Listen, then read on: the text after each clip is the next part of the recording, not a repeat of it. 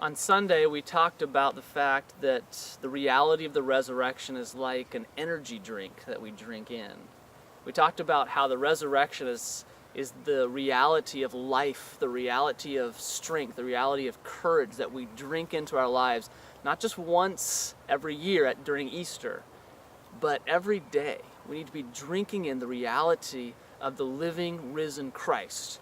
And we looked at that reality in the book of Revelation. The book of Revelation is an astounding book full of crazy things going on in the heavenly places, in the earthly realm, together colliding.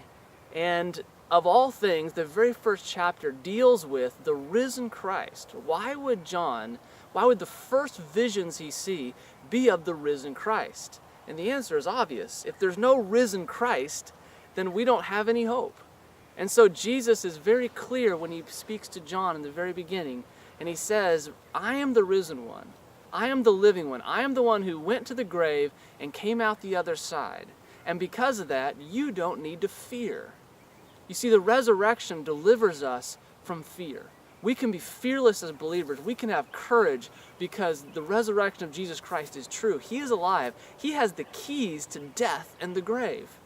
Just like I reminded you that my son collects keys, Jesus collects keys, and there's two of them. He has two basic keys, and those are keys to death and keys to the grave, which means that he has authority over death and authority over the grave.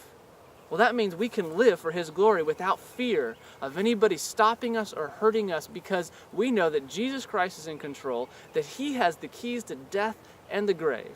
And so we drink that in every day. That is our courage, but it's also our strength.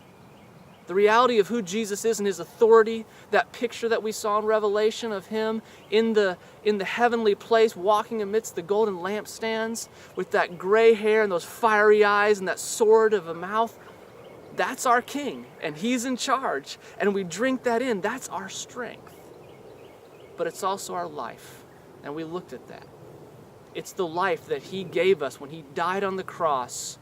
The sacrificial atonement of Christ on the cross, rising from the grave to prove that that death is real and secure and gives us what we need to have life and life abundantly.